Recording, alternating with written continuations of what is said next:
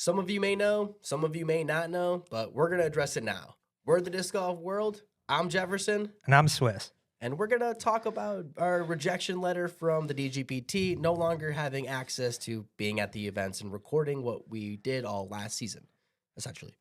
I forgot that we were there for like the rest of the year. Besides, it wasn't all last year, technically. We kind of wanted to do this in a more informal way than our script because I don't know if I could be, I would be, we were kind of concerned about coming off sincere and people reading into it. So we're going to talk about this. We're going to go through some of the questions, some of the stuff in the posts that are on Reddit and Facebook along those lines with some of this kind of getting out there. But we wanted to cover some of the facts first and foremost. And the reason that we're kind of addressing this now as opposed to earlier, we wanted the focus to be on the opening of the season. We really didn't want to deter or take anything away from that whatsoever. So we were waiting till after the season broke and kind of hitting that now. So that's why we haven't been able to address it, or that's why we chose not to address it. We've been able to do it whenever we want. We've known about this for a number of weeks. But yeah, we wanted to kind of let this lie, let the season kind of go, start off, get it through. It's a bye week now, and we're going to get it out of the way now and hopefully not have to address this again, in all honesty, because we're going to move forward with this. And ultimately, does it hurt? Yeah, it kind of does. We've been part of this program for 2 years. This isn't like we weren't there just last year. I think a lot of people have a misconception on how long we've been part of this program. We were part of this program for 2 years, two prior seasons. We attended, I think, over 25 stops. 23 events. 23 events. 23 events we've attended to in person. We've hit majors, worlds, and we've been there along the ride, many miles, many months, away from family, living in a minivan, and living alongside the pros and the other employees of the DGBT on this. And it's different. It's going to be different that we're not there. It was weird being home and missing the start of the season, especially when we have people that were expecting us to be there. We had relationships and business plans as far as those go. But yeah, we were part of this content program. We were one of the first. We were probably the most traveled on this program. We hit the most stops as far as anybody else on this program. And when we say content creators, this is kind of people who make content, YouTube and along the other avenues. We're not talking about Jomez employees. We're not talking along those lines. That's a different form of media. Those are employees for the tour. This is the content creator program that anybody who makes content can apply. The rules are a little bit different. I'm a huge fan of this content creator program. It helped grow our channel. It helped us hit the heights that we have, in part because we are there. And anybody who has the opportunity to join this, I recommend it. It's a huge asset to growing your channel and getting as close to the action as possible. I really don't think our channel would be at the levels if we weren't able to be having the access given. If you guys haven't been following the channel, like Swiss said, 2023 to 2024 was our real first year doing this, and it was just out of a whim of, hey, we're going to follow the Disc Golf Pro Tour. We were given this access with the little channel that we had, and from there we exploded with what we came up with, a Disc Golf World coverage, and what we did the entire time in the 2024 season, and then we kept getting into more stuff, I would say, from preview videos to we were at press conferences. We had interactions with pros. Like, that's what created our channel, essentially. A lot of people are kind of hinting that we've been disciplined or we were not reacting properly to any disciplinary action. The truth told, all over the 2 years, we only had 3 disciplinary actions or 3 points. One was on our initial release. When we first got on the road, heading to D-Glow, we got an email while we were on the road, when we were right on the road, where it kind of discussed the titles, and as far as including their logo in the titles and also our language. We were just told not to use words like bad, horrible, anything that was egregious, I guess, and the DGPT name or their logo with words like bad and stuff being situated. That's why if you noticed that we switched to just calling it disc golf. As far as the swearing, we definitely cut that back since, and we do edit along those lines. No F words. Yeah, no F words. We keep it FCC on our channel since that moment. So that was corrected, and we had no other issues, no other emails, no other corrective action, no other communication relating to that for the remainder of the year. Of 2023. Of 2023. The next email we got about some disciplinary stuff was May of 2024, after we've been touring for 3 months at this point at Champions Cup. Again, it was to some titles and aggressive language in the videos. It was just, I think the title, it was specifically saying like devastating something at the Champions Cup because of, and what we replied back with was, well, we were talking about the rain and like the thunderstorms and stuff like that. It wasn't necessarily anything bad about the event. It was about the situation of the thunderstorm stuff, which I understand sometimes can get misconstrued of what we're trying to title things and what is just thought of in the 6 words that are titled. The last and probably the biggest disciplinary action is what happened at the championship last season. And in and around that time period, they were filming their, if you guys recall, they were filming their putting. Yeah, it was the testing of how baskets were going to get standardized. There was an announcement of this going on. I showed up. I asked permission to film at the event. I got that. Then I was told to contact another person for another level of permission. Got that with a little bit of rules to follow. And then posted said video. Was a banger, by the way. Was doing really good. But next morning, I get a call from an unknown number. Obviously not going to answer that. It's 2025. Spam all day. However, I got a text message saying that it was from Jeff Spring and that I should call him back, which I did immediately. And then he kind of told me that there was actually supposed to be no filming at all during the event, if we could please take the video down, which I did in a matter of probably a couple of minutes, and no issues. Just did that because that was what I was asked to do, and we're not trying to step on anyone's toes. And like in reality, we're not trying to break any rules. But that didn't stop getting, disciplined again 10 minutes before the press conference. Jefferson no longer stayed at the championship. He left, and we kind of ended the season on that note. Didn't bring it up, by the way, guys, because it wasn't a big deal. It was like we just wanted to, whatever. We didn't want to drill the drama that we were always doing. As far as drama, that would have been one hell of a banger video that we could have put out there. That would have definitely got probably a number of views, but we sat on that. I think that also the important thing to me, again, we're talking about the disciplinary things that we're going through, is when we did something that crossed the line and that really needed to be addressed, it took how long for Jeff Spring to contact us and solve the problem, as well as we were at 14 events past season, somewhere high up DGPT officials were next to us. Sometimes we're asking them questions and we're being referenced and talked to back. So it wasn't like if there was problems, we couldn't be talked to. And I do also want to say, as far as part of the rules of the content creator program, we adhered to every one. We adhered to the ones that were on site as far as what you can and cannot film, where you can go. We adhered to every requirement when it came to our videos also, whether it was playing the ads, the amount, when it had to be played at a certain time. And respectfully, we know plenty of times of other content creators part of this program that did not adhere to those rules. But I want to make it abundantly clear, in no way, shape were we trying to bend or break the rules with any of our content. We followed the rules by the book. Whether you agree with it or not, that is the absolute truth. Shout out our boy Fanatic for sharing this post everywhere and us getting reactions from Reddit and Facebook. So now we're just going to go through some of them and clear the air on some that just make me shake my head sometimes. This might be good practice for like a future AMA, but I was worried about my fingers hurting after typing so much of the responses. So let's kind of cover it now. I think that's easy. We should go straight away with why. What was the reason that we were told we turned away and denied? And I think it only makes sense to just read it out so you guys can understand. It says, since a vast majority of your content has been and will continue to be clipped from other places, and due to an increased demand for credentials this season across the board, we won't be issuing you media badges. But we are welcome to attend those events as spectators, so... Yes, that with a shared link to the spectator policy, as if we don't know that with the amount of tours that we went to, or stops that we went to. I'm just excited to see all the new content that's absolutely, guys. I really hope this is true, and I'm excited to see all the other content creators out there busting out the content, getting it out there along those lines. I'm glad that other people are getting the opportunity from what we're being told in this response. I'm all for it. Like I said, I think this helped grow our channel. I would love for others to kind of grow along that front. And I think it's welcoming.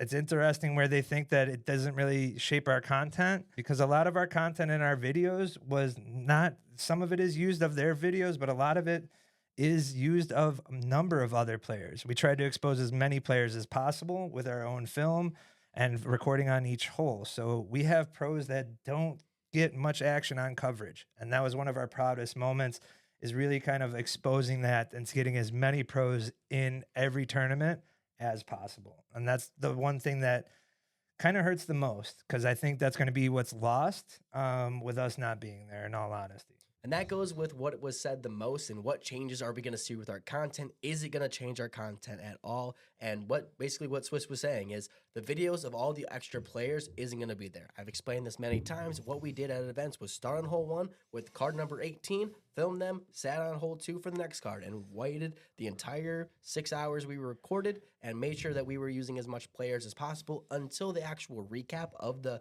event when we had to use the B-roll that was provided, because we are not allowed to record chase or lead card ever. So that's why we had to use their footage for that stuff. But everything else, we wouldn't. And for all those that really don't feel that this is that big of a deal and we can still do this content, that exposure to the fans and what it meant to the family members, especially, where it was constantly reminded, where pros came up to us, family members came up to us and said, hey, we really love that you showcase everybody and you're there along the tour with them. That's what's lost. And that's what's really the biggest part of our problem with disc golf coverage, is it's not showcasing as many players as possible.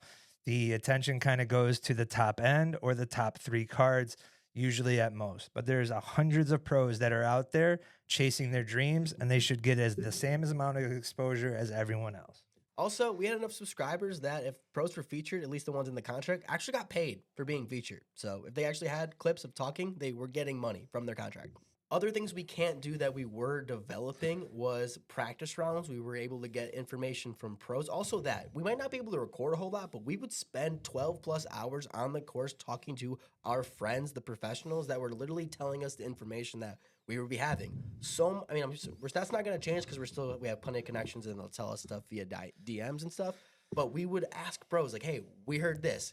And then we'd go to our next friend. Hey, this is something we heard from X. Can you comment? And then maybe we're not referencing them in video, but damn, they're a lot smarter than I am. So all my takes are coming straight from their ass. Because at least I get shit on, I can go like, hey, this person told me. Who cares? Yeah, and I love a lot of this, and we're probably going to get to some more of these questions, that like a lot of our content was manufactured or cherry picked or drama picked along those lines. These were conversations that were happening on the course. I cannot stress that enough. You guys see it sometimes in vlog posts where they're commenting on the pros and cons to every course. These are the conversations that the pros are having on the course. And we're sharing that. We're exposing that. And that's what makes our content different. Whether you like it or not, this is coming from the horse's mouth, for a lack of a better term. We're hearing it. We're sharing it. We're going to be pro player on that front and really kind of expose that to make sure that it's known and ultimately, hopefully, corrected is the most important part. And that's what we're here to do. And I love how people think that we're highlighting the drama or we're highlighting this. And I get it. I understand the titles and our delivery may rub people the wrong way. I understand that. We're different. We're not like everybody else. And we're not trying to be. What we're trying to be is honest and upfront. And here's what we've heard. This is what we've seen. This is what we've known. And we're delivering it. That's it. Plain and simple. Whether you believe it or not, that's on you. But like I said, we've been to 23 events. We've walked this courses miles. I'm walking this courses with pros, alongside pros, and sitting there waiting for interviews. We've heard it all. And if you guys choose to want to ignore that or defend the DGBT on that and how well they're doing it, yes, they are certainly doing well. Is it better than before? Yes. Is there still problems in this game? Absolutely. And to ignore those or to not bring them to the front of the table in whether discussion or conversations doesn't help our game. That's our feelings, period, whether you like it or not. And I get it. And if you don't like it, there's plenty of other content that you can watch and see, but this is what we're going to deliver on because it's important to us, because it's important to the pros. We took very early on the role of the voice of the voiceless for the pros because a lot of the time they couldn't say things out there because they would be ridiculed by the higher ups or their friends, the tournament directors, that would do something that in their eyes was awesome when they're building of these tee pads, and then you turn around and the pros are talking about how dangerous they are. Yes, we might be the only people talking about this, but we're also the only other content creators at all of the events hearing directly what the pros and everybody else is talking about. So yes, some of the narratives that we're talking about, other people aren't addressing because they aren't there for it. They aren't hearing the information that we are. My favorite part about a lot of people's complaints as far as fans is the lack of honesty or openness that pros have. And with us being banned, that's what my biggest fear is. It's going to close off even more because it is kind of making a sense that if and what you aren't saying isn't proper or isn't helping the DGBT, doesn't necessarily mean that you're going to be... It means that it could come back on you. And that's what's scary about this all. Like, if fans want this honesty, fans want this. And we provided an avenue for pros to where they didn't need to be the face of it. And now we kind of lose that. And I just hope that they are still going to be open. And I hope some of those other content creators, while out there, might be able to expose that also. Oftentimes we see ourselves getting compared to the TMZ of disc golf, and I guess it's not like I'm not mad about it, but the reasoning of taking screenshots from Reddit comments and Facebook and other social media is because what we see in the sport is people are so one media focused. Either they're only getting their information from Facebook or podcasts or Reddit, and there is a lot of lost information. Or why should someone who refuses to download those apps and stay away from it be lost to that information? There's not a lot of disc golfers. We're trying to bring the conversations to we're spoon feeding it to everybody. The comments that we thought we relate to are showing the stuff that we're trying to say. We're not trying to stir up randomness. That's not the idea. We're reinforcing our ideas with other opinions that we're seeing from social media. We're not special. We're not coming up with these great ideas. Everybody's talking about it. And just to write us off as the negative and bringing in the bad, I think you're neglecting to read the comments that are being posted. They're all on the screen. I'm sorry, but like Reddit is not the place where it's all happy, nice guy. I understand that we're quote unquote negative all the time or whatever, but I do also want to say, for the people saying that we're spreading misinformation and that rumors that we've spread don't come true, all I ask is where, and please show me, because to my knowledge, we haven't just said nonsense and created just lies. That's not what we do at all. You can see from our off season. I'm pretty sure everything we said came true. No? Yes. So clearly, we at least to a certain level, we do know what we're talking about, or at the very least, we have multiple sources that can back up what we're saying. And in all honesty, with like the fandom that it is, there's plenty of people that dislike us. If we were lying and there was proof of it, it would have been shown. It would have been told. It would have been spoken and yelled at the rooftops. Where is that? That would be my rebuttal to that. Is you can always try to insinuate our titles and we're trying to say this and we're doing that. Titles are about getting views and getting clicks onto those views, and they've delivered with our channel, whether you appreciate it or not.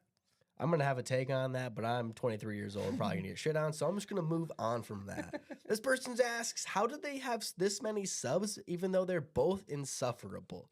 And you know what? You're right. We get so many comments that say they don't like us, our humor sucks, all that. Agreed. Totally awesome.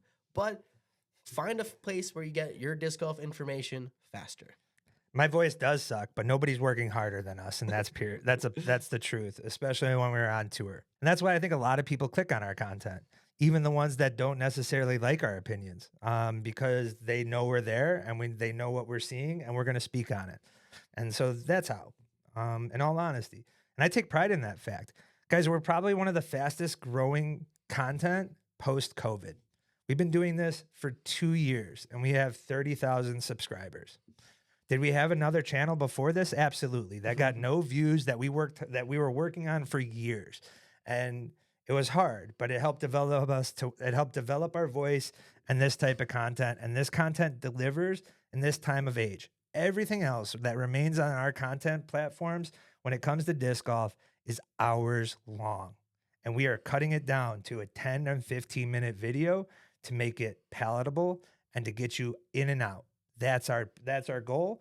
We are strictly a pro content channel. We're not doing any other type of content. We are focused on the pro disc golf tour and other pro tournaments alone. I take pride in that. And to not acknowledge this or not acknowledge that 30K or to not acknowledge the amount of views that we get weekly, that is the number one on pro content that doesn't involve a pro, I think is disingenuous. And I think you're just not looking at it at active eyes. And that's another reason why this being rejected from this program hurts, because I know we get views. I know that we're getting exposure to the game. And I know that people are clicking on this to listen and people want this content. And it's not going to stop. That's the funny thing, is we're going to keep continuing it. And now we're going to be able to do more.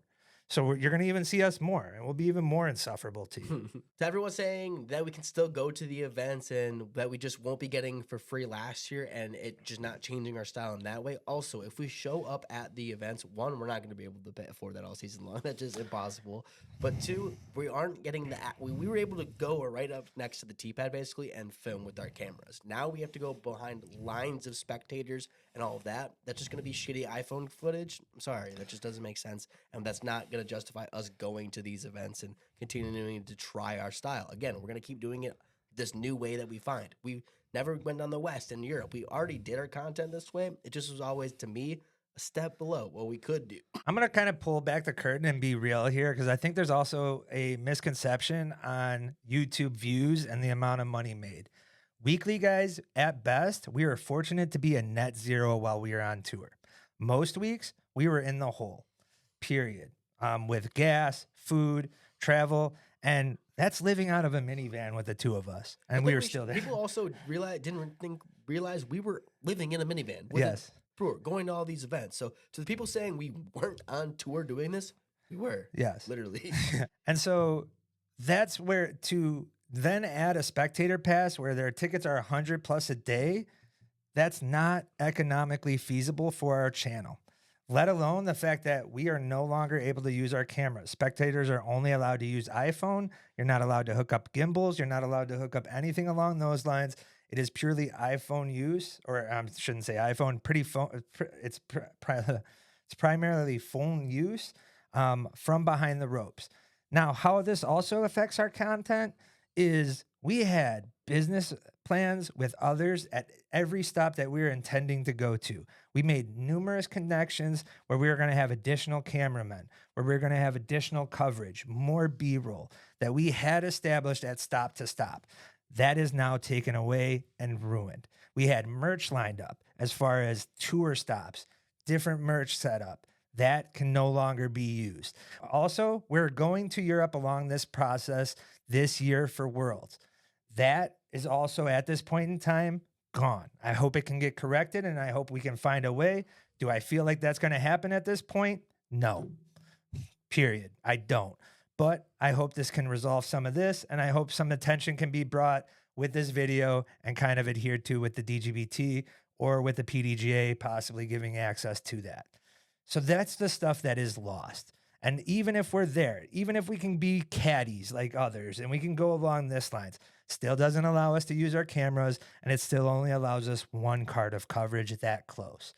That is not worth, when we are working at net zero on week to week, to being able to do that as a platform. And that's why we will stay home and kind of make more content on that front.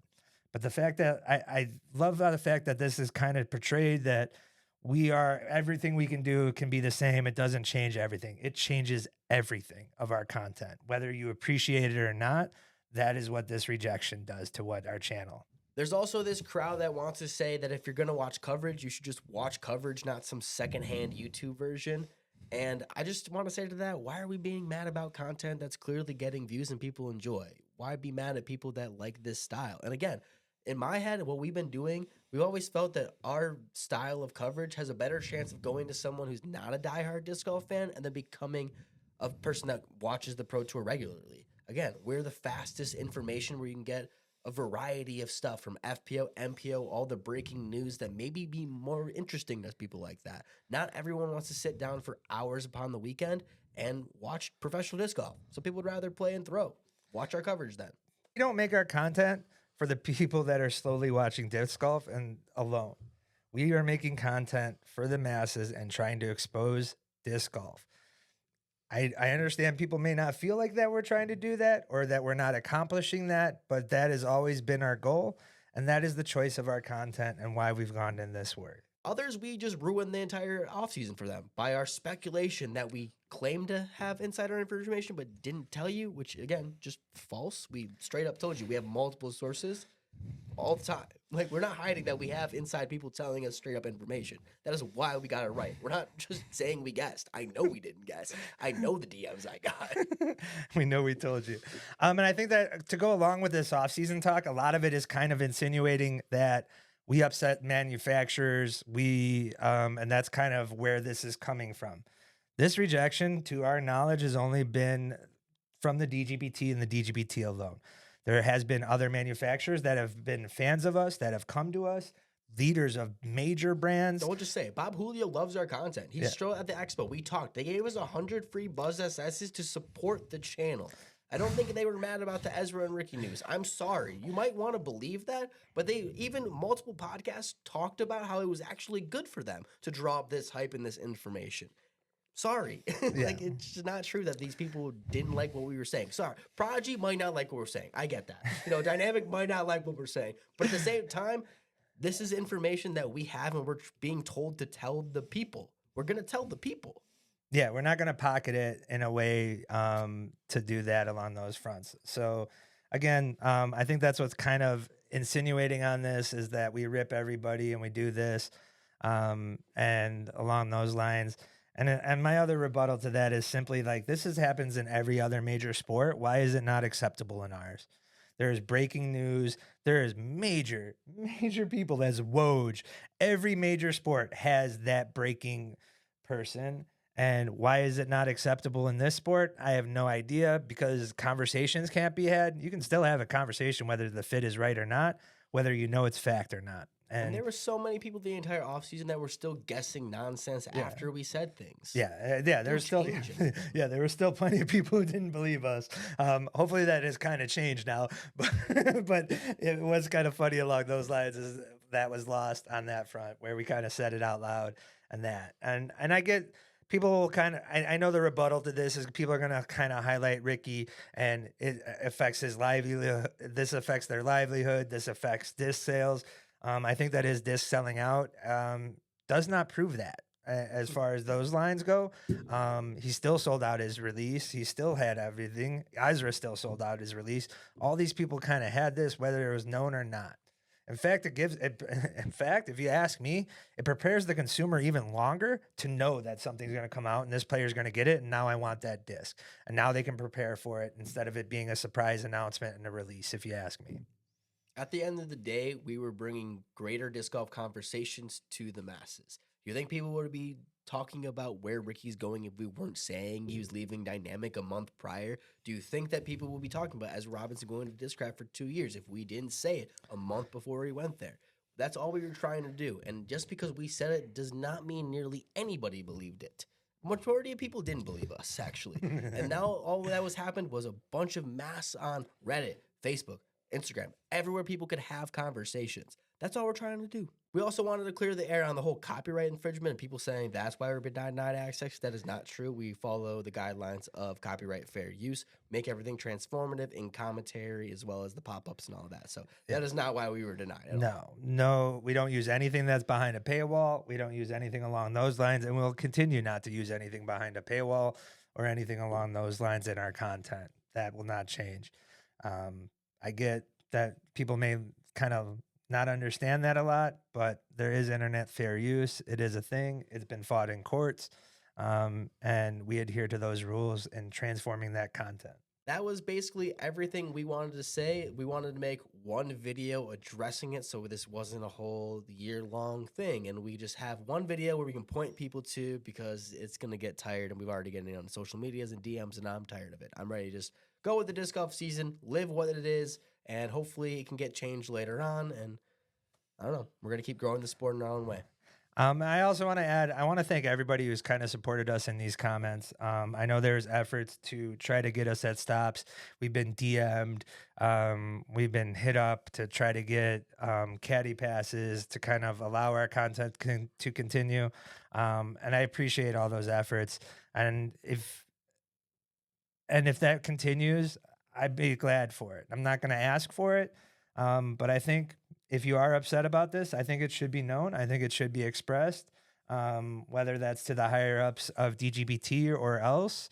That's fine. You as a consumer of this product have a choice and a voice, and if you use it to help us, I love it and respect it. And if you want to use it to support the tour, I love and respect that.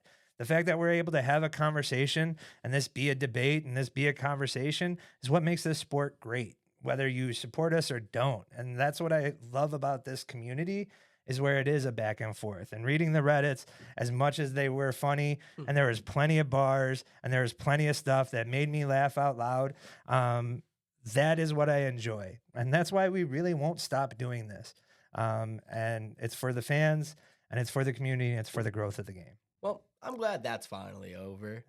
See you Friday for a regular scheduled This Week in Disc Golf.